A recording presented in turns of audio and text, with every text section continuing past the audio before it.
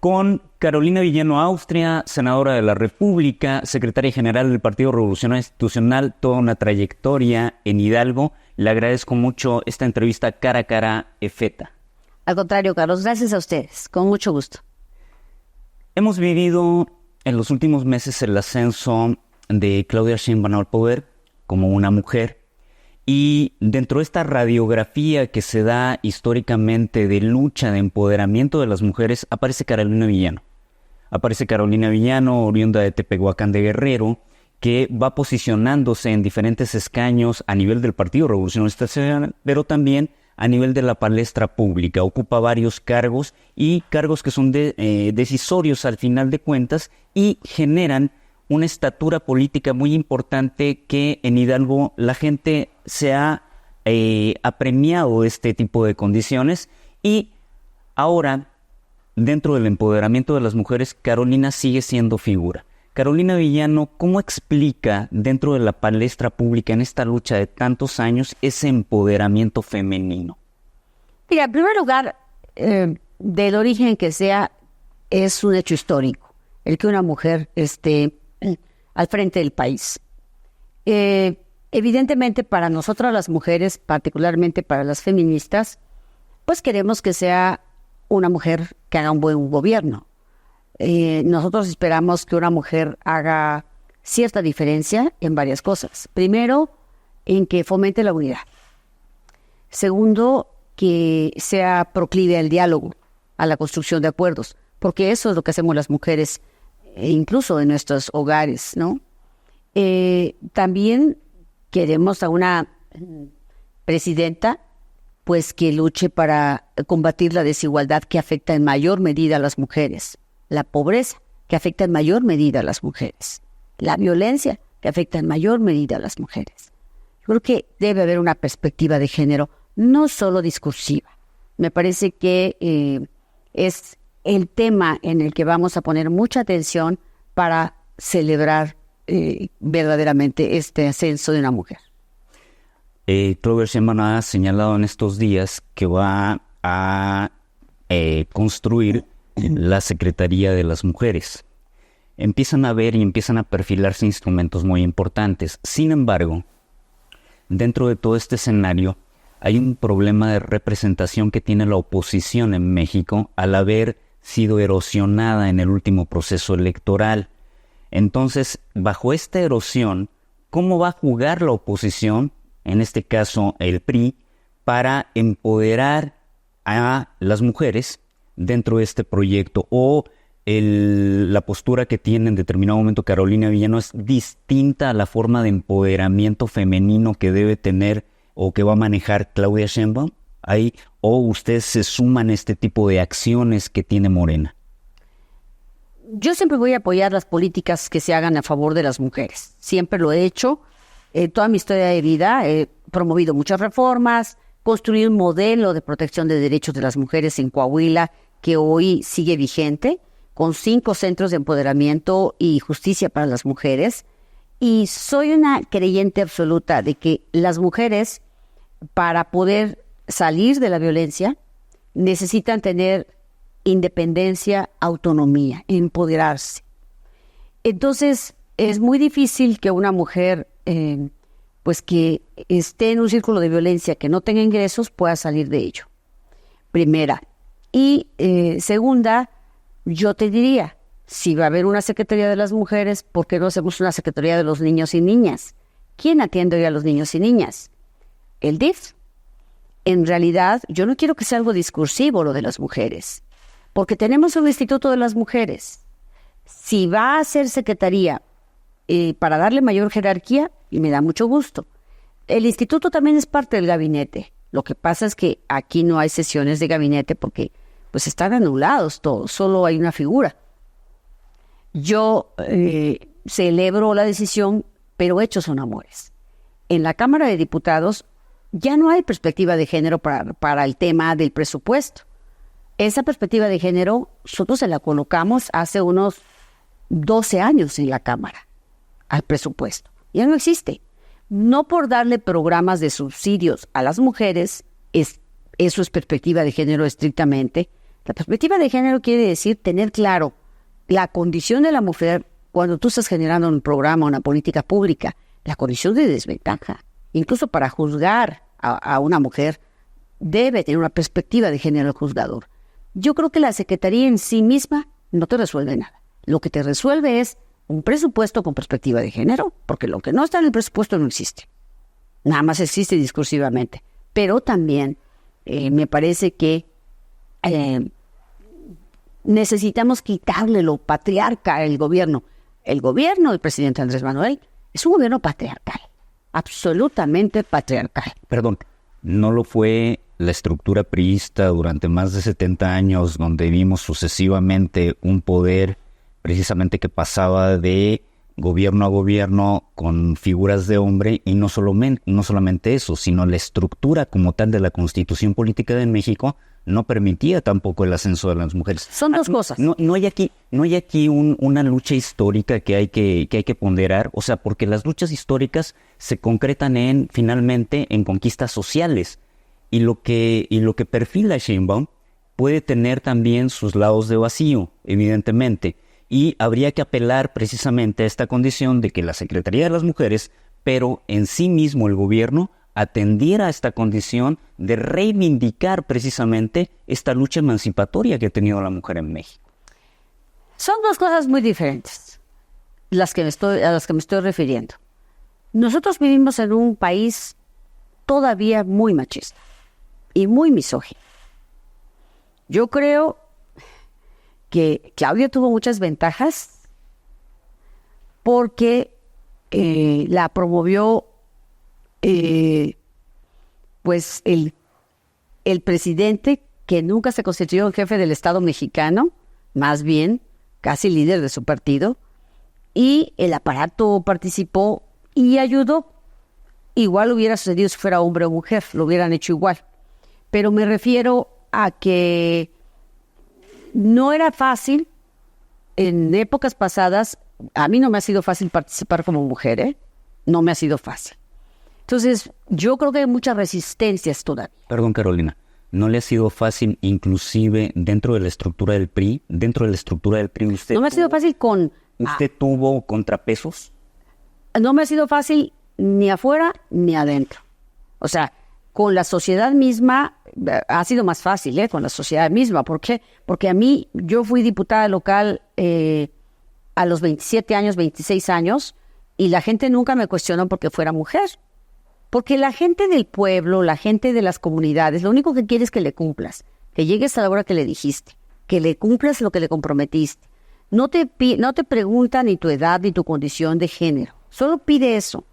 Y entonces yo nunca me sentí cuestionada por eso. Y también, si sabe que tú tienes una escolaridad mayor que la generalidad de ellos, te respeta porque sabe que tú te estás preparando para servirles.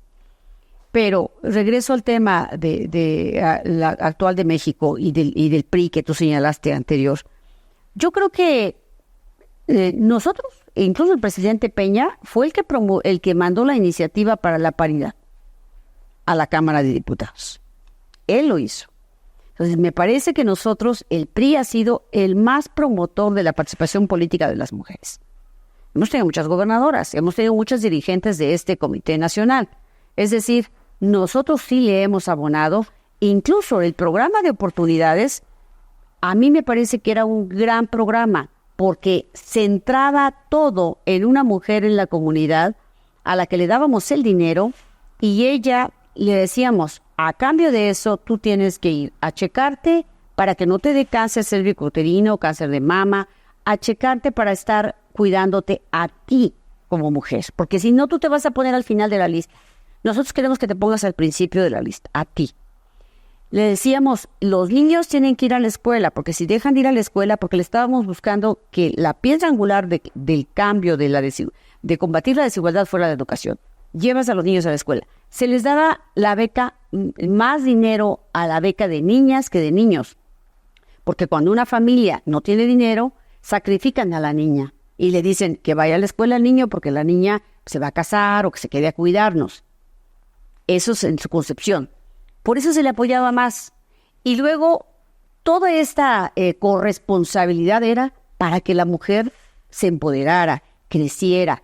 Ella administraba el dinero, pues porque no le iba a tomar irse a la cantina o porque no le iba a tomar a otras cosas, sino sabíamos que su prioridad era sus hijos, su familia, su alimentación. Y le dábamos cursos de alimentación, nutrición.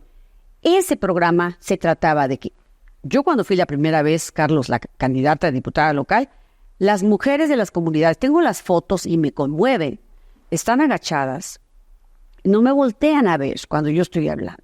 Cuando regresé en el 2000, cuando regresé después, las mujeres me ven de frente. Mis fotos, incluso de mis informes, siempre creé yo fotos mirándome las mujeres de frente, de tú a tú. Yo soy una mujer bajita, ellas también, nos mirábamos así de frente.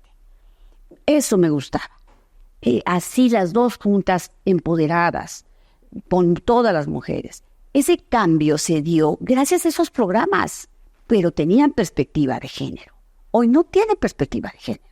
Hoy solamente tienen una visión clientelar. Los programas se los merecen, pero tienen que darse con dignidad. Ok. Ya que hemos tocado este tema del ascenso de Claudia Sheinbaum, una de las condiciones que parecen reactivas dentro de la postura de Carolina Villano, cuando gana Morena, tiene la continuidad de la presidencia de la República, es que en diferentes medios Carolina Villano dice que hubo una elección de Estado. Sí, hubo. Que se llevó a cabo una elección de Estado. ¿Qué argumentos tiene Carolina Villano directos como para señalar que hubo una operación de Estado? Mira, en primer lugar, tú observa cuántas veces, y lo tiene documentado el INE, no yo, cuántas veces el presidente de la República mencionó a su candidata desde la mañanera. ¿Cuántas veces atacó a Xóchitl Gálvez? ¿Cuántas veces promovió a su partido político? Desde una ventaja impresionante, porque aparte de que son muchas horas, obviamente es el presidente de la República, no es cualquier persona, primera. Y segunda, aunque hay análisis que señalan que el tiempo aire que tiene, en este caso, la presidencia de la República es minúsculo en relación a la maquinaria privada de los medios. Es decir, la maquinaria privada de los medios concita más del 80% del espacio aire. ¿Y a quién le venden sus tiempos el sistema privado? ¿Perdón? ¿A quién le vende sus tiempos el sistema privado? Bueno, lo que habría que preguntar es retrotraer la historia y decir algo muy importante, porque es positivo esto. Debemos tener memoria histórica, ¿no? Fue Felipe Calderón Hinojosa quien vende parte del tiempo aire importante que le pertenecía al aparato público de la Presidencia de la República, hablando de que había que democratizar precisamente los medios. Es decir, que si yo vendía el tiempo aire de la Presidencia de la República o parte de este tiempo aire, finalmente estos espacios iban a ser tomados por los medios que son deliberantes y que permiten que haya opinión social, que permiten que haya condiciones de democracia. Yo no lo sé, al final del día aquí gobierna Morena y Morena puede cambiar lo que quiera como lo ha hecho. Pero ahí ya, contestando a tu pregunta, ese tema es inequitativo y está usando los tiempos del Estado mexicano, ahí. Porque más él es presidente de la República 24 horas al día, ahí está. Debe ser. Primero. Segunda, los programas sociales. Los programas sociales se utilizaron con fines absolutamente electorales. En primer lugar, todo lo pintaron de quinta. En segundo lugar, iban y les decían, este programa lo tienes gracias a Morena, y si votas por ellos lo vas a perder. Pues eso está debidamente documentado, porque además lo decían en sus spots, lo confirmaban en sus spots. Entonces, esa narrativa falaz, son muchas falacias las de este gobierno, se suman a esa elección de Estado. Todos los gobernadores trabajando para la campaña de Claudia Sheinbaum. Todos. Bueno, en Hidalgo yo documenté en una ocasión pues, cómo había todos los camiones y todo el servicio de salud y de seguridad en un evento de Zempoala. O sea, todo el aparato ahí trabajando. Digo, es evidente, es una pregunta que está evidente para cualquiera encontrar las respuestas. Fue una elección de Estado absolutamente, inequitativa absolutamente. Es decir, violentando la ley completamente y amenazando muchas veces amenazando y muchas veces persiguiendo. Usar también a la unidad de inteligencia financiera para atemorizar a personas. Perdón, este es un gobierno represor. Este es un gobierno que usa el aparato solo para mantener el poder, no para transformar como se ha comprometido. A ver, Carolina Villano, usted utiliza el mismo concepto que utiliza Alejandro Alito Moreno de narrativa, que en América Latina se le conoce como relato, como algo que está ahí, pero no necesariamente tiene elementos de certidumbre. No habla de la verdad necesariamente. Y durante toda la historia de que se van a cumplir 100 años de la fundación del Partido Revolucionario Institucional, que primero fue PNR, PRM y pasó a PRI, ¿no? La nomenclatura decía que habían cambios importantes también en la forma de manejar el Estado. Inclusive revolucionario institucional, las revoluciones nunca han sido institucionales, las revoluciones pasan por otros lados. Pero institucionalizar una revolución era un logro importante para dirimir luchas intestinas. Y México se convierte en un país de instituciones. O sea, no se puede negar que históricamente pasó a ser un país de instituciones. La cuestión es la siguiente, que es difícil encontrar dentro de la literatura seria, dentro de México, algún análisis que diga que el poder que tuvo revolucionario institucional desde 1929 hasta antes de perderlo con Enrique Peña Nieto, ¿no? Antes de que llegara este gobierno de alternancia, nunca fue democrático, y hay cosas que se señalan históricamente, heridas sumamente importantes. A ver, no estoy de acuerdo, porque si no hubiera habido una democracia, no hay alternancia. Y nosotros ya hemos tenido alternancia. Yo creo que después de que se creó el INE, que no tiene mucho, si no me equivoco, 32 años, Sí. Son 3 décadas. O sea, tuvimos ya la presencia del PAN en el 2000, Felipe Calderón en el 2006. Y ahora tenemos, si no hubiera democracia, ellos no hubieran llegado. Claro que hay democracia.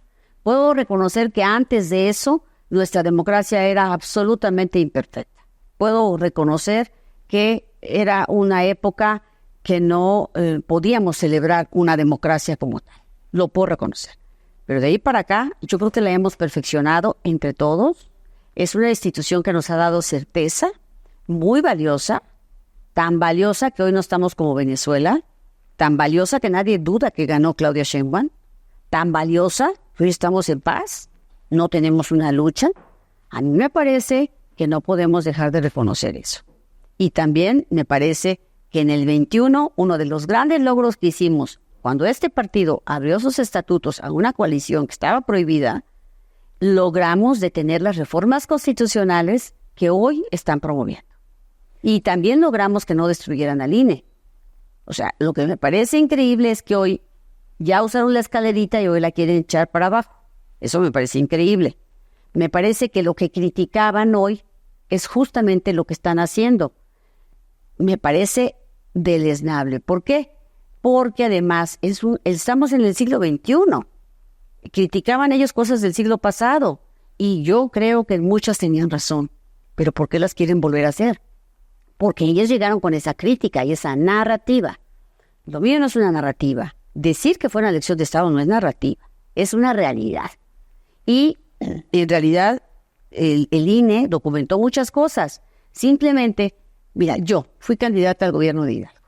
El presidente me mencionó 6 veces antes, durante la campaña, y una ya que había ganado su candidato. Ya no tenía ni caso, pero me volvió a mencionar. También me violentó, porque incluso dijo la esposa de la señora. Está documentada. Cuando un jefe de Estado, cuando una persona en esa posición viola la Constitución como él la violó, con los principios de neutralidad, de imparcialidad, etcétera, hay una consecuencia. En este país no. Sí, te violentó, sí, efectivamente esto, pero la diferencia de votos es importante. Por eso, pero esa diferencia de votos es muy probable que a lo mejor no hubiésemos ganado esta elección, pero no hubiera ido esa brecha. Es muy probable que a lo mejor yo tampoco hubiera logrado ganarla porque había muchas condiciones para que no ganáramos. Pero la brecha no hubiera sido tan amplia. porque todo eso se suma, todo eso importa mucho. Entonces, sí hubo una elección de Estado, ha habido muchas elecciones de Estado y en algunos estados participa el crimen organizado para ayudarles. Eso es una realidad. A ver, Carolina Villano, si hacemos un poquito de historia, fue la caída del sistema, la famosa caída del sistema. Con Bartlett, sí. Sí. Con el que hoy está Con el que ahora trabajando. sí, pero operaba en aquella época para revolucionar institucional. En una época del siglo pasado. Del siglo pasado. Uh-huh. Y esa época congrega el advenimiento del Frente Cardenista y posteriormente del Partido de la Revolución Democrática. ¿No fue realmente esa lucha social y política histórica la que hizo posible que la democracia empezara a regir en México? Sí, nada más te recuerdo una cosa. Nosotros teníamos mayoría en el Congreso. Y nosotros podíamos haber dicho, no va a haber cambios en las reglas electorales. Y nosotros nunca les negamos una silla, un asiento en la mesa de decisiones a las minorías. Nunca. Siempre nos abrimos a escuchar a las minorías. Y justamente entendiendo que este país tenía que abrirse completamente, emparejamos la cancha y pusimos reglas para todos. Y tan es así que inmediatamente después perdimos la presidencia de la República. Y yo fui una de las que celebró la alternancia. Yo era una joven. No la derrota del PRI. No, yo celebré la alternancia porque para el PRI, para mí, me parecía que era una oportunidad para el PRI de sentarse a reflexionar sobre cómo reinventarnos para enfrentar una nueva etapa. Que pienso que no lo hicimos. Por eso hoy tenemos estos problemas. Nuestro problema es estructural. Nuestro problema no es personal, no es de personajes. Nuestro problema es estructural, que viene desde esa época en que no se hizo esa discusión. Podemos hablar de eso también. Pero yo creo que eso que sucedió con Bartlett, que es muy cuestionado y que incluso lo cuestionó los que hoy gobiernan, lo cuestionó Andrés Manuel y todos ellos que estaban en la izquierda, y que además yo creo que toda esta parte de construir la democracia, decimos todos, la hizo el PAN, que luchó durante años por eso, la hizo el PRD también, y por supuesto el PRI. Y nosotros abrimos los espacios para tener plurinominales, que hoy, por cierto, Morena no quiere. O sea, es un retroceso enorme el que estamos a punto de vivir. Bueno, entonces para Carolina Villano, para que quede claro en la mesa, la democracia sí existía en México, imperando el Partido Revolucionario Institucional, pero no era perfectible. Y ahí quedó evolucionando. No nos hagamos bolas. La democracia, yo creo como tal, donde todos podemos participar con prerrogativas, con piso parejo, pues empezó a partir de que tuvimos un órgano electoral autónomo. Lo fuimos mejorando todos, perfeccionando. Incluso creo que hoy mismo está sobreregulado y que hoy mismo deberíamos entrar a una reforma electoral. Yo creo que podríamos mejorarlo incluso, pero no puedo dejar de reconocer que ha sido una institución muy valiosa, y muy valiosa, con la que llegó el PAN a gobernar en la derecha y con la que llegó la izquierda. Bueno, entonces instauramos la democracia en México a partir del IFE, de la creación del IFE. ¿Y cómo vemos hacia atrás? Yo creo que era una época propia del momento que estábamos viviendo. No me voy a meter a decir si fue bueno o malo. Yo solo te diría que eso correspondió a una época que sirvió al país en una parte importante. Después de la revolución, tuvimos instituciones que nos permitieron avanzar en un rezago educativo que teníamos enorme, en alfabetizar a mucha gente, en hacer toda una movilización de los maestros con las escuelas rurales impresionante. Y esa parte de paz, de gobernabilidad, nos permitió no perder el tiempo como lo ha perdido América Latina, en muchos casos, en sus luchas internas, que si los golpes militares y que si el populismo, las dictaduras. Nosotros no hemos tenido eso. No hemos tenido eso. En cambio, tuvimos una etapa amplia, cuando gobernó el PRI, de paz, de gobernabilidad, imperfecta, por supuesto, pero nos permitió generar muchas instituciones en salud, en educación, en justicia, en muchas cuestiones, en seguridad social, derechos para los trabajadores, muchas cosas nos permitió avanzar enormemente. Yo creo que hoy nosotros quisimos ya hablar de gobiernos de coalición como un paso adelante en esta cuarta etapa de la democracia mexicana. Porque el presidente se apropió de la cuarta transformación diciendo, pero eso solo sirve para decirte algo. Reconoce que ha habido 3 transformaciones anteriores, pero no son suyas. 3 transformaciones anteriores. Yo no sé, en este momento, lo único que puedo reconocer que pudiera haber cambiado es la forma de hacer política, pero no necesariamente creo que estamos ante el mejor momento político de México. No necesariamente. Bueno, hay diferentes análisis con respecto a esto y una de las condiciones que prima es que dentro de la politología se habla que hubo una degradación del Estado mexicano dentro de la estructura que manejó Revolucionario Institucional y que eso a la postre empieza a erosionar las necesidades de abrir esa democracia que se abriría entonces y se instauraría a partir del IFE, ¿no? Una democracia de mayor juego de pesos y contrapesos. Y bueno, y en este trazo de esta degradación también acompaña la degradación de Revolucionario Institucional. Es un partido que va perdiendo fuerza, va perdiendo presencia de orden social y conducción social. ¿Por qué jugar aliados? ¿Por qué jugar aliados en la elección pasada entre PRI, PAN y PRD, cuando PRD, por ejemplo, era un partido que venía precedido de la lucha de ciertos sectores de izquierda? No todo el PRD estaba imbuido de sectores de izquierda. El Partido de Acción Nacional, que pertenece a la derecha conservadora, y el Revolucionario Institucional. ¿Por qué, si no habían estrictamente puntos de comunión importante dentro de los estatutos de cada partido, por qué jugaron juntos en la elección pasada? Mira, primera, no soy una mujer de calificativos. Yo no diría que ha habido una degradación. La degradación es la que tenemos ahorita. Y degradación incluso social. Que creo que es el mayor crimen de este gobierno. Quitarle a mucha gente su capacidad creativa o de lucha o de... Tan solo te pongo de ejemplo a las pymes. Las pymes están muriendo. Y son las que han generado empleos en este país. Están muriendo. Muchas son familiares. Te pongo ese ejemplo. Así es que la degradación hoy que estamos viviendo con este gobierno es impresionante. Y para mí es el mayor crimen. Porque mata algo que en un ser humano es necesario para luchar y para salir adelante. Pero regreso al otro tema de nuestra alianza. Mira, no hay hoy una normalidad democrática. No la hay. Nosotros tenemos mucho más coincidencias que disidencias con los otros partidos políticos. Para empezar, los 3 queremos que le vaya bien a México. Carolina, con las otras secretarias de los otros partidos, la plataforma de la coalición. Y yo empecé haciendo un ejercicio comparando nuestros programas de acción, los 3. No encontré diferencias importantes. No las encontré. En realidad, no, aquí no debe haber dogmas. No las encontré.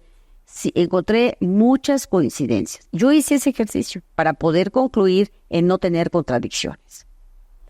No fue fácil porque hemos sido antagónicos en otra época, pero nos unimos precisamente porque nosotros teníamos, pues, como principal propósito, salvar este país de lo que estamos viendo que se viene, una posible dictadura, un gobierno que hoy es muy autoritario. ¿No va a ser autoritario un gobierno que dice que los del Poder Judicial que se están manifestando son paleros? Me parece que en una democracia no podemos decirle paleros a los que se manifiestan por sus derechos laborales. Porque antes tú decías que esa era tu bandera socialmente. No puedes decirle paleros. Ni puedes amenazar a los ricos de este país a ver si tienen el valor de salir a defender la sobrerepresentación o ir en contra de la sobrerepresentación.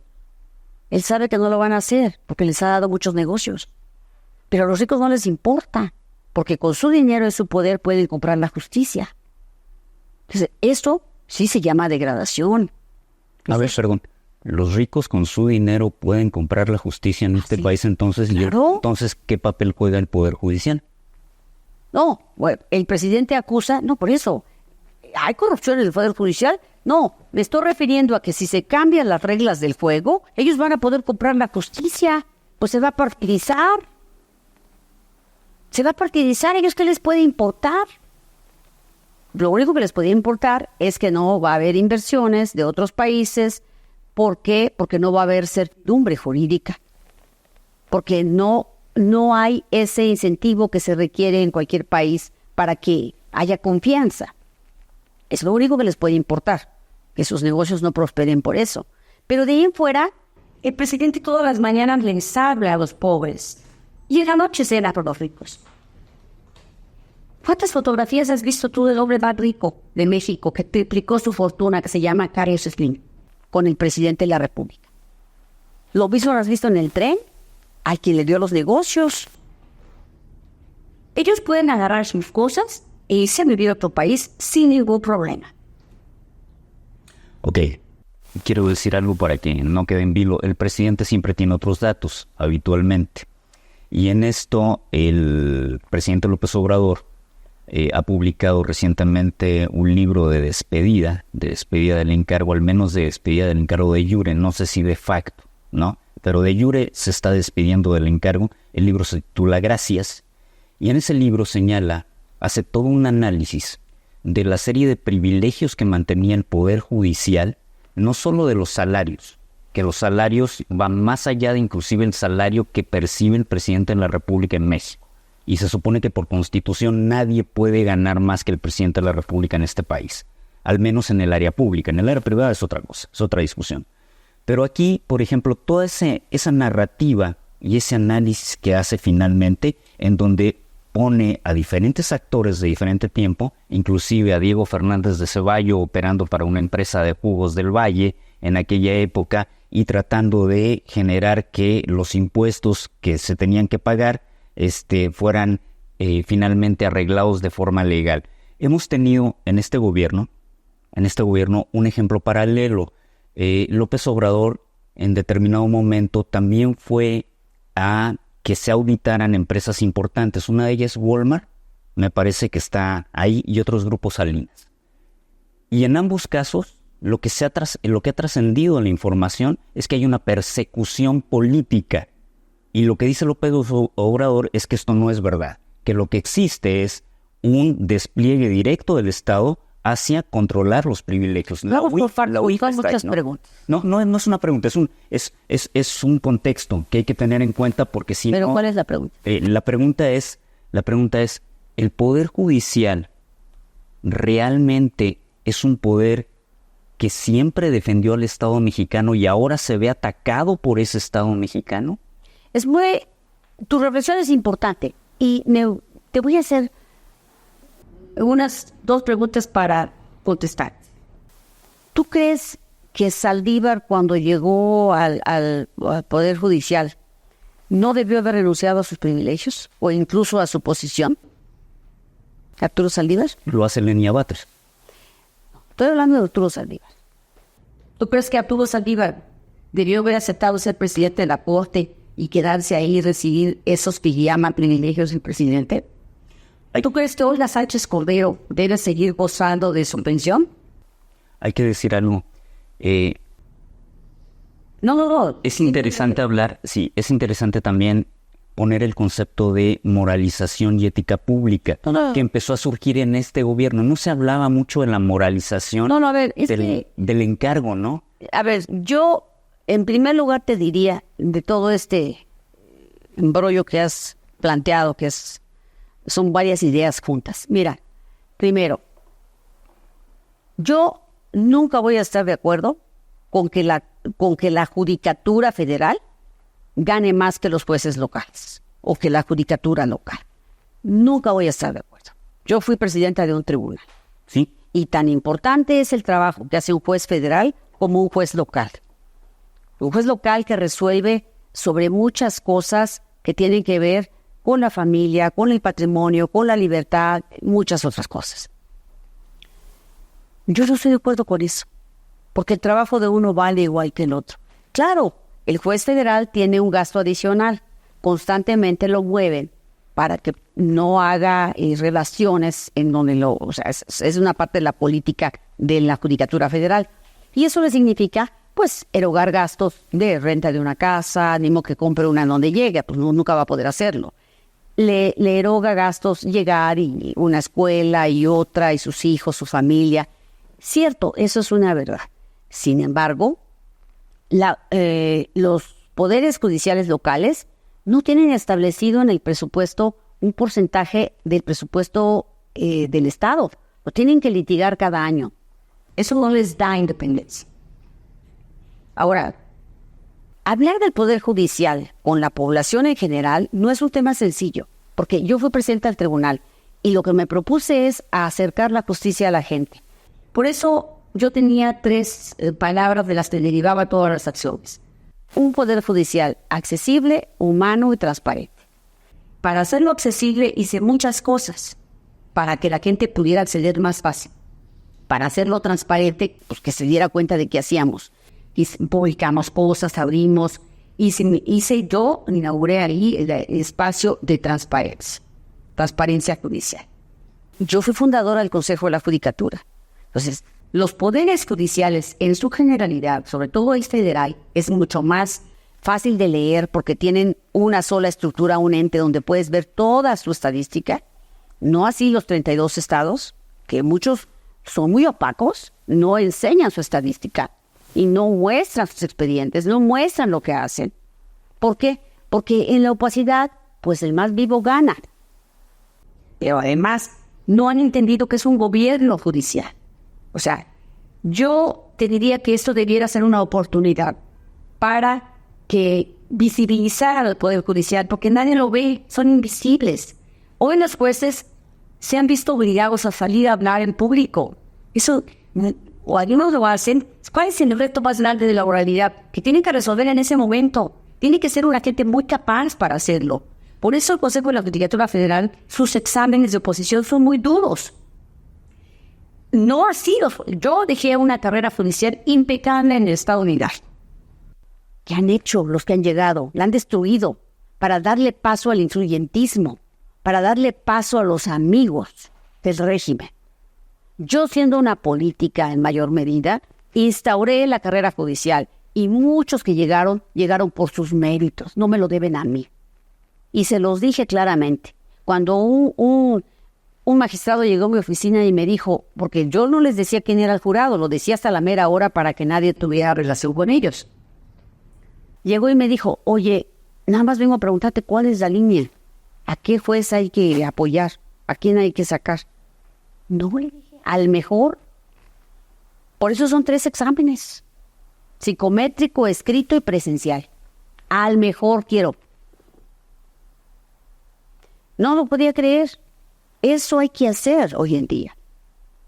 Pero lo que hoy tenemos, realmente los poderes judiciales locales, o sea, son 32 entes que si yo te digo hoy, por favor ponte a leer uno por uno, ponte a leer qué tipo de expedientes llevan más, cuál es su rezago, porque eso te permite, la estadística judicial te permite crear nuevos órganos. Cuando ves, ¿sabes por qué tienen tanto problema el Poder Judicial? Porque no tiene suficientes jueces. ¿Y a poco les parece bien? ¿A ti te parece bien que gane diferente un juez, un MP y un defensor público? No, lo que me parece atroz y lo digo, es que un obrero mexicano gane en promedio, según INEGI, 3,500 pesos al mes y un juez gane 260,000 pesos. Eso no gana. Hay que revisar. No, eso no gana. Eso no gana. Eso es una falacia.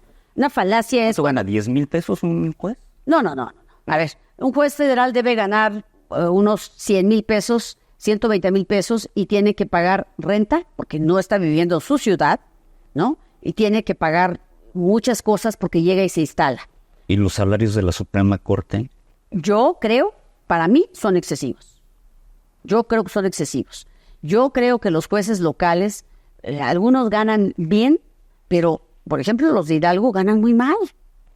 La última que le subió el sueldo fui yo. O sea, ganan muy mal. Pero además, un juez cuando se retire, ¿de qué va a vivir? O sea, ¿de qué va a vivir? En primer lugar, ¿sabes por qué hoy ganan los juicios Ceballos o quien tú quieras? Pues porque se integran mal las investigaciones. porque no se hace bien la investigación, por eso se ganan los amparos. Hoy ser defensor de un asunto, pues es un gran negocio, porque no hay suficientes jueces, no hay suficientes MPs, no están capacitados, muchos de ellos. Por eso es muy fácil, porque la cadena de custodia no se lleva bien, porque la oralidad hoy exige muchas cosas científicas que no tenemos. Para hablar de este tema, sí es importante, por eso al presidente le resulta tan exitoso decir, no, son corruptos, no, ganan mucho dinero, porque la gente no sabe en realidad todo lo que pasa. Entonces la gente pues se va con eso que es muy fácil de entender. ¿No es acaso un contrafacto empírico de la propia ciudadanía que señala que ese sistema de justicia que ha imperado en México no funciona? A lo mejor la ciudadanía no estaría molesta de cuánto ganara un juez si el sistema de justicia Yo estoy de acuerdo imperara. contigo. Estoy de acuerdo contigo que el sistema de justicia no funciona, pero la pregunta es, ¿por qué no funciona y qué tenemos que hacer para que funcione? El tema es que no funciona porque no hay suficientes operadores de justicia. Mira, ¿Capacitados? no hay suficientes, es decir, faltan órganos jurisdiccionales. Mi primer empleo fue ser defensor de oficio. Defendemos a la gente que no tiene recursos. Fue un empleo maravilloso, por el que yo fui a hacer examen para que me dieran ese empleo. Todos mis trabajos en el Poder Judicial, cuando yo inicié mi carrera, los hice por examen. Y así me lo gané. Pero un defensor de oficio gana mucho menos que un MP, es el que acusa, ¿verdad? El MP que defiende, representa a la sociedad, y pues defiende a quien no tiene cómo defenderse en un juicio, llámese penal o civil, familia. Entonces, realmente, ¿por qué van a ganarme? ¿Por qué el defensor público gana 10,000 y gana 20,000? ¿O por qué? O sea, no me parece justo que estemos en eso, porque entonces la defensa de esa persona pobre es muy deficiente, pero además de que es deficiente su sueldo, no hay suficientes defensores. A veces se te juntan las audiencias, a la misma hora tienes audiencia de 3 expedientes, no puedes llegar. O sea, ¿quién va a ayudar al otro? ¿Quién hace las pruebas? ¿Quién ayuda a redactar? No está tan... Pero hoy podemos usar la tecnología. ¿Y por qué no se ha usado? Porque no hay recursos para invertir, porque no hay capacitación.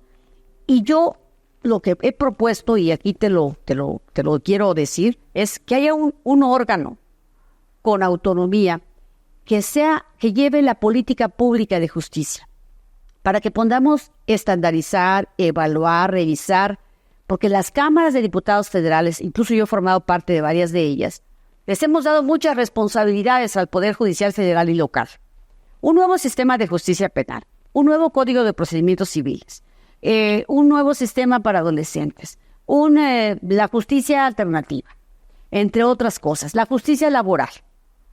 Pero nunca ha ido acompañada de presupuesto, jamás de un mayor presupuesto. Pero tampoco ha ido acompañada de un órgano que, como cuando inició el nuevo sistema de justicia penal, había un ente operador, que ese ente operador que dependía de la Secretaría de Gobernación les daba un dinero para capacitar, para esto, para ciertas cosas, para incentivar el avance homogéneo. Y les ponía, en esta etapa, estos están en primer lugar. Los que están en la segunda etapa, estos están en primer lugar. Yo lo recuerdo porque Coahuila, cuando yo tuve conocimiento de Coahuila, estaba en el lugar 32. Y en el siguiente año estuvo en el 4º lugar. Que por cierto, ahí lo llevó Marco Antonio Mendoza, del que ustedes hablan tanto. Marco Antonio Mendoza lo llevó del 32 al 4º y al siguiente año al 1º, porque es muy capaz. Entonces, yo me di cuenta, porque yo fui parte de cuando yo llegué a Hidalgo como presidenta, yo hice el edificio y implementé el sistema tanto de adolescentes como de penal. Entonces, no hemos acompañado a los tribunales, los hemos dejado solos. Es injusto. No les hemos dado ni más presupuesto, ni capacitación, ni los hemos medido, ni los hemos motivado, ni le hemos mostrado a la ciudadanía de qué se trata eso. Pero está muy padre en la Cámara votar a favor de un nuevo sistema de justicia penal, votar a favor de un nuevo Código de Procedimientos Civiles. Pero no, eso no ha cambiado nada. ¿Por qué? Porque no estamos haciendo bien las cosas. Ambos. Tanto las cámaras como los poderes judiciales locales. Y hay que decirlo. Y además, si no va a cambiar nada. El problema del Poder Judicial es de presupuesto, de mayores órganos jurisdiccionales, de más transparencia, de, por supuesto, evitar que estén ahí los familiares. Hay que hacer todo eso y hay que hacer que la gente... ¿Cómo le hacemos para que la gente de la sierra acceda a la justicia si el juzgado lo tiene en Molango? Si el MP está en Molango y el delito ocurrió en Tepehuacán de Guerrero. ¿Cómo le hacemos? ¿Necesitamos una justicia itinerante? ¿Cómo le hacemos para que ellos accedan a la justicia?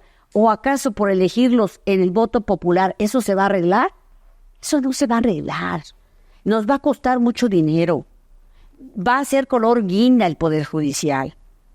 Para poder arreglar un asunto van a ir a buscar al presidente o presidenta de ese partido. Eso no va a arreglar las cosas. Ok. Dejemos el impasse que tenemos en este momento de la crisis del Poder Judicial porque ha entrado en una crisis política, no solamente en una crisis... Pues es que no son políticos ellos, son técnicos. Sí, es una crisis que está inmersa en el sistema político. En el año 2022, Carolina Villano, después de toda una trayectoria importante, se lanza a la gubernatura del estado de Hidalgo. Y en este trayecto también han habido, después de la derrota que tiene Carolina Villano, también han habido una serie de pronunciamientos de su parte en el cual señala que había un gobernador operando en contra de la campaña, concretamente era Omar Fayad. ¿Esto es verdad? Mira, yo debo decir que el que hayamos perdido la elección en Hidalgo tiene que ver con muchas cosas y entre ellas la gobernatura, el ejercicio de gobierno de Omar. Pero no es lo único. Yo creo que lo primero es la operación de Estado, particularmente del presidente de la República. Es lo primero, lo más importante, lo más determinante, sin duda. Segundo, yo creo que tenemos que admitir, los priistas, que desde hace mucho Hidalgo quería una alternancia. Desde que Xóchitl compitió, la gente nos dijo, yo quiero ya una alternancia. Nos costó mucho trabajo ganarle a Xóchitl en aquella época. Y ella lo hizo con muy poco dinero, con muy pocos recursos humanos, estructura, y casi lo logra. Esa fue la primera manera que nos dijo la sociedad hidalguense, quiero una alternancia. Y yo creo que todos lo escuchamos. Bueno, eso no podemos perderlo de vista, porque es una realidad. Sin embargo, sí es importante decirte que Omar Fayad hizo un muy mal gobierno. Y eso también afecta. Muy mal gobierno porque descuidó los municipios, descuidó el interior del estado. Se dedicó a Pachuca porque quería un monumento para que todo el mundo lo recordara y lo ha logrado. Todo el mundo lo recuerda, no necesariamente bien, por hacer todos esos puentes. Y también dicen que los hacían porque era un gran negocio hacer obras grandes, que las hacían los amigos empresarios. Hizo muy mal gobierno, descuidó muchas cosas, pero además desde el 2018 él se entregó a Morena. Él se entregó, él ya no había un contraste entre nosotros y el gobierno morenista. Él decía, yo estoy de acuerdo con todo lo que ellos dicen. Y él llamó a su gabinete y les dijo, nadie puede hablar mal del presidente, ni en público ni en privado. Y él y está bien, nosotros los priistas no nos gusta hacer eso, pero sí podemos decir, oye, no estoy de acuerdo con esto, porque Hidalgo merece más, o Hidalgo necesita esto. Y le dijo el partido, aquí nadie puede hablar mal de Morena ni del presidente. Entonces en ese momento te mimetizas.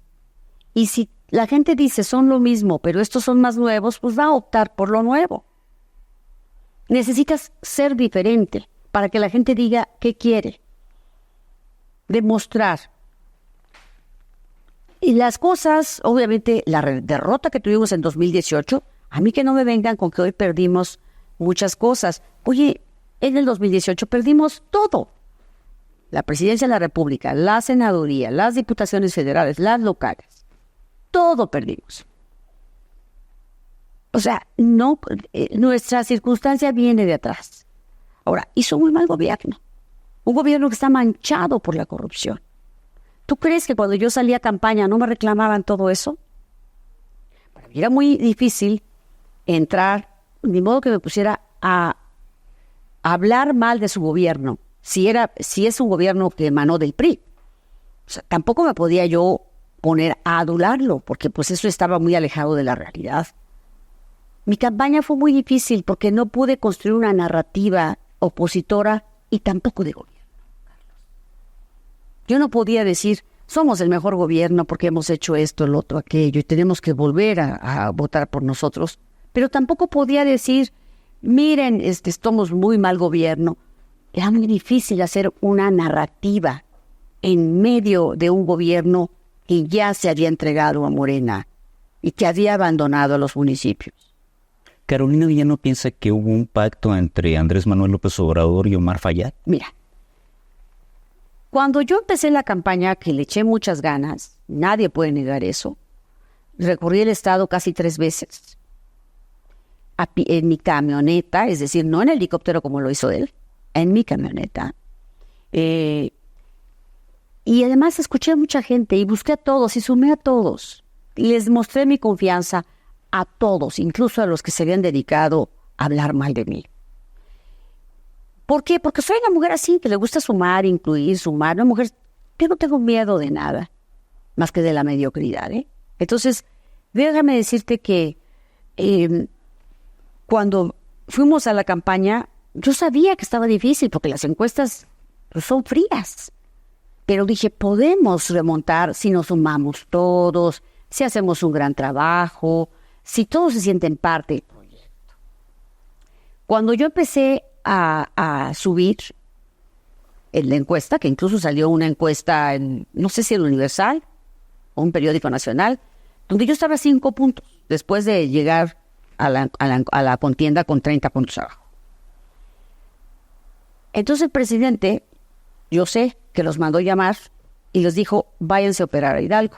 Incluso les dijo, Moreira no puede ganar la elección. No dijo Carolina, ¿eh? Esa es su misoginia. Y entonces le dijeron, ahora sí ya busquen a Omar, porque de entrada no lo necesitaban. Si no hubiera habido pacto, Carlos, entonces ¿por qué es embajador? ¿Por qué es embajador? ¿Por qué no lo tocan con la estafa siniestra? ¿Por qué no tocan a su gabinete? La respuesta está ahí, no tengo que decir yo nada. Pero eso no fue lo determinante. Insisto, lo determinante fue la acción de Estado en la campaña. Y el desgaste del PRI, el mal gobierno de Omar, y al final, pues él simplemente... Mira, en otro momento, en otros tiempos, pues, ¿por qué cuando el presidente dijo que yo quería quitarle los programas sociales, que por cierto es un video de ustedes, que ustedes saben que editaron ellos, no ustedes, pero fue una entrevista con este medio y ellos lo editaron, que eso fue terrible para mi campaña, porque el presidente tiene más, su micrófono es muy poderoso. Claro. Entonces, ¿por qué no salió Omar a decir es falso? O sea, si el presidente de la República está acusando a nuestra candidata, pues yo salgo como gobernador a decir eso es falso. Aquí les dejo el video completo. Porque él dijo, yo no voy a hacer nada más que lo que haga el presidente y yo voy a hacer lo mismo. Eso me lo dijo a mí. Entonces... Pero tampoco lo hagas tan importante que él fue el influyente en la elección. No es la única Yo variable. creo que estas variables que yo te dije antes, a lo mejor no nos daban para ganar. Pero, insisto, la brecha no hubiera sido tan grande. Y también, ¿sabes qué hicieron los que hoy gobiernan? Fueron a buscar a nuestros alcaldes, a decirles, mira, hazte a un lado o ayúdanos y tú no vas a tener problemas con tu cuenta pública y tienes futuro con nosotros. Les ofrecieron obras que no les dieron, por supuesto, pues los alcaldes se hicieron a un lado. Al final prácticamente me quedé luchando con los militantes leales. Estoy orgullosa de los votos que tuve. ¿Sabes por qué, Carlos? Porque son votos limpios. Nadie los obligó a ir a votar por nosotros. Ni los llevó, ni les pagó, ni los amenazó. Como los que tuve ahorita en el Senado, son votos limpios a los que me debo. Me debo a ellos. Muy bien, Carolina Villano. Algo muy importante trasciende dentro de la elección presidencial. Llega un momento cuando la alianza opositora empieza a tener ciertas condiciones en contra dentro de la misma elección, donde se veía el decline, precisamente esto. Hay una declaración de Alejandro Alito Moreno en donde le pide a Jorge Álvarez Maínez que decline en favor de la alianza opositora, siendo que ahí hay un error garrafal de interpretación, porque en la ley electoral no hay esta postura de que si alguien declina en favor de otra fórmula partidista, ¿no? Ese me parece que era un error de fondo. Pero eso no era lo sustantivo. Lo sustantivo era que el hecho de solicitarle a Jorge Álvarez Maínez que declinara en ese momento afianzaba la idea ya de la derrota anticipada, era una crónica de la derrota anticipada de la alianza. Porque ¿por qué habría de coaligarse o pedirle que alguien se coaligara o declinara cuando el poder lo tenía claramente ganado? Por una razón, Carlos. Por una razón. Porque Maínez no iba a ganar, porque las encuestas decían eso, porque nos decían que íbamos abajo y porque necesitábamos más votos para poder remontar. Simple y sencillamente por un asunto pragmático. Primera. Segunda. De todas maneras, Jorge Álvarez Maínez sacó votos, ¿es verdad? Sí, hizo un esfuerzo importante, tuvo una narrativa exitosa para sacar los votos que sacaron, pero no ganó ninguna posición. Es decir, su partido no ganó diputaciones, ni locales, ni federales, no ganó posiciones, no ganó las senadurías. Entonces, si ellos realmente, como a veces dicen, son oposición, pues queremos que estén en un bloque opositor, frente a un gobierno que usa todo el aparato. No es fácil vencerlo. Entonces, eso es simplemente así, no tiene más ciencia, ni tiene más ortodoxia que esa. Ok, para cerrar la entrevista, hay una pregunta que tengo que hacer de fondo y de forma, como diría un ideólogo del PRI, Jesús Reyes Heroles. ¿Por qué si históricamente el Partido Revolucionario Institucional deviene de una creación también que había apostado a la democratización de las estructuras en México y que venía precedido del sufragio efectivo no reelección? ¿Por qué Carolina Villano y Alejandro Alito Moreno se reeligen dentro de la estructura del Partido Revolucionario Institucional? No nos confundamos, ¿eh? Lo otro tiene que ver con el ejercicio del gobierno. Este es un partido político. ¿Por qué no le preguntas a Dante por qué lleva tanto tiempo en ese partido como líder? ¿O por qué no le preguntas al presidente Andrés Manuel por qué él sigue dirigiendo ese partido? Que no es partido y que dice que es un movimiento. Y que además pasó del PRI al PRD, al PT y a Morena. O sea, en realidad, yo creo que es un asunto que responde a una circunstancia nueva que estamos viviendo nosotros. Nosotros tenemos que hacer muchos cambios, muchos. Y déjame decirte que a mí me parece muy valioso. Fíjate bien, en 5 años que hemos vivido nosotros en la dirigencia, que llegamos venciendo a la cúpula, porque nosotros no éramos parte de la dirigencia anterior y fuimos una elección abierta, tuvimos 1.6 millones de votos en todo el país de priistas para elegirnos a nosotros en una elección abierta. Y ahora en esta ocasión, fíjate, yo llevo 2 elecciones en medio de la 4T. No ha sido fácil, como tú lo has visto. Alito lleva muchas elecciones, y yo también, porque pues las hemos vivido a nivel nacional. Me refiero a lo que hemos vivido en 5 años. Esa experiencia de 5 años, a mí y a muchos periodistas nos parece valiosa para enfrentar Cuando llegamos aquí, nos hacíamos muchas preguntas. Cuando llegamos en medio de la elección del presidente Andrés Manuel, que fue contundente, una derrota significativa para nosotros, y nos preguntaban muchas cosas. ¿Qué pasó? ¿Por qué pasó esto? ¿Por qué dice esto el presidente? ¿Cuál es su narrativa? ¿En qué nosotros cometimos errores? ¿Cómo los arreglamos? Hemos vivido muchas cosas. Pero mira, la gente nos dijo, queremos coalición. La gente, algunos priistas, porque muchos no estaban a favor, cambiamos los estatutos, los cambió Alejandro para que ocurriera la coalición. Hicimos la tarea que nos encomendó. Nos coaligamos. En el 21 logramos ser suficientes los bloques opositor para no dejar pasar las reformas constitucionales que iban a colocarlos en una crisis como ahorita estamos viviendo. Nosotros fuimos leales y congruentes con eso. No traicionamos a nuestros aliados, lo hicimos. Después nos dijeron, queremos que vayan en coalición a la presidencia de la República. Lo decían las encuestas, lo decían los analistas, nos venían a pedir aquí varias gentes de sociedad civil todos los días. Todos los días. Decidimos ir en coalición.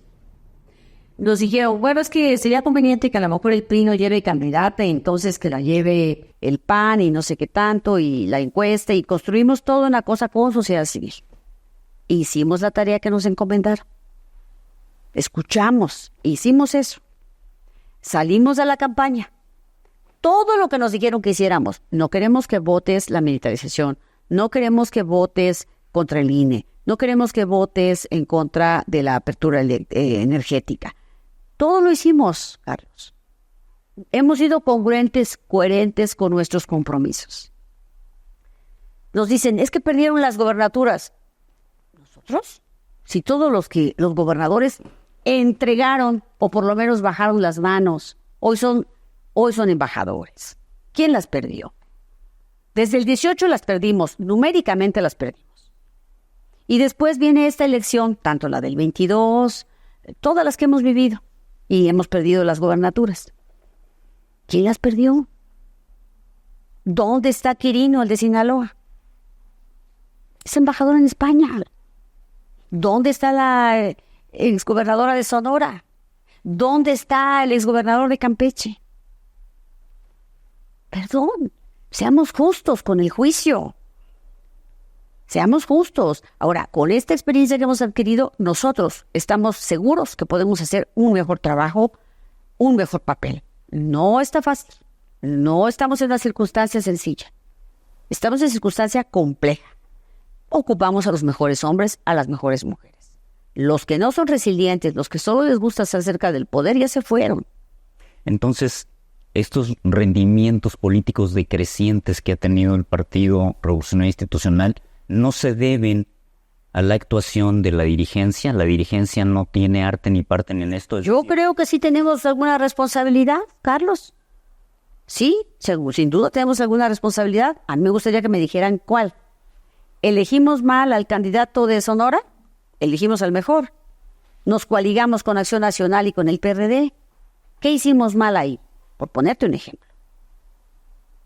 ¿Qué hicimos mal en Hidalgo? Si yo era la que estaba mejor posicionada. Ahora tienen un solo municipio. Tenemos más que eso, pero no da lo mismo tener 3 o 1, no importa. Pero a ustedes les gusta la narrativa de 1, a ustedes les gusta esa narrativa, pero no importa eso. Lo que sí importa es que obviamente después de la estafa siniestra, después de que nuestros diputados, a los que hicimos diputados locales, se fueron a refugiar a Morena, pues obviamente hay consecuencias. Obviamente eso pesa. Obviamente eso lastima a la sociedad. Después de que el presidente municipal de Pachuca, que le dimos la oportunidad por el PRI, siendo un empresario que se enriqueció en el PRI, hizo tan mal trabajo, ¿cómo quieres que nos vaya, Carlos? ¿Cómo quieres que nos vaya? Después de que el presidente municipal de Tepeji está entregado a Morena, se fue a apoyar al Verde Ecologista, ha hecho un robadero en su municipio, hizo un trato con el gobierno para que no lo metan a la cárcel por la estafa siniestra. ¿Cómo quieres que nos vaya, Carlos?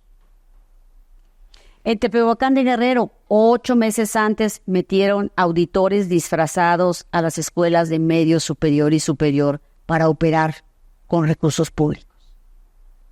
El candidato oficial fue a recorrer el municipio acompañado de 2 patrullas de policía estatal. Todo el tiempo. Ok, Carolina. ¿Cómo quieres que nos vaya? Dime. No, creo que les va a ir en rendimientos políticos decrecientes.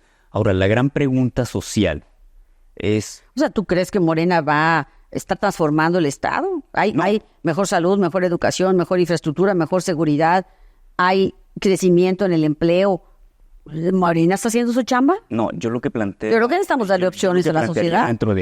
Yo lo que plantearía dentro del análisis político es que la condición de su programa, el programa que tiene Morena, le ha permitido jugar con una serie de dividendos políticos importantes donde hay proximidad, hay operación política, o sea, la operación política ni siquiera está escindida de esto, y esa operación política repercute a nivel social. La cuestión es, aquí la pregunta de fondo no sería que Carolina Villano me dijera a mí que si yo opino que la estructura de Morena le permite tener transformación. No, a mí lo que me gustaría que me preguntara Carolina Villano es cómo va a jugar el PRI para poder volver al capital político que históricamente construyó y que no esté en este momento con esos rendimientos políticos decrecientes. ¿Cómo va a jugar el PRI? Pero a mí me gusta cuando me preguntan así los periodistas porque pareciera que nos quieren. Mira, en realidad lo que necesitamos hacer nosotros es regresar a nuestro origen social eminentemente. Nosotros creamos los programas sociales, nosotros hicimos el reparto agrario, nosotros creamos las instituciones de salud, de educación. La gente, los jóvenes tienen que saber eso.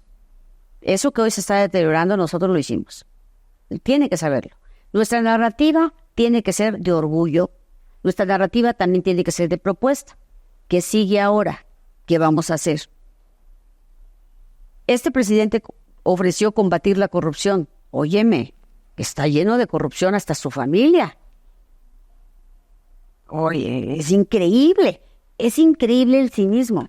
O sea, tiene ahí a Saldívar encabezando el tema de justicia. Oye, él era ministro, de esos ministros que dice que tenían privilegios. Perdón, pero ¿cómo la gente no se da cuenta de eso? O sea, yo respeto mucho a Olga Sánchez Cordero, pero es exministra de esa corte que ataca al presidente de la República. La gente debe saber que están en contra de la Suprema Corte porque no ha acatado sus instrucciones. E incluso esto es muy grave. Para que haya una acción de inconstitucionalidad deben de firmar el 33% de los legisladores. No lo vamos a tener en lo que ordena hoy gobierno al INE que haga. No vamos a lograr tener el 33%, si le hace caso al gobierno. Entonces no vamos a poder decir esta ley es inconstitucional. Dicen que muchas cosas se entienden hasta que tocas fondo. No se entienden antes. Nosotros tenemos que ser resilientes, tenemos que estar en la resistencia. Y tenemos que ser opción, Carlos, reconstruirnos como una opción. ¿Qué tenemos que hacer? Democratizarnos internamente. Me refiero a muchas decisiones que se toman en los municipios, en lo local, aprender a debatir, a discutir sin que nos asuste. Eso tenemos que hacer mucho más. Tenemos que tener nuevos cuadros, jóvenes que no estén acostumbrados a los privilegios de los que se fueron, jóvenes que sean más soñadores y que conozcan la realidad del mundo y del país y que quieran apostar a que mejoremos la situación. Necesitamos también hoy vigilar al gobierno que haga su tarea, representar a la minoría que nos toca representar, no traicionarlos. Eso es lo que nos corresponde hoy hacer para recuperar la confianza de la gente.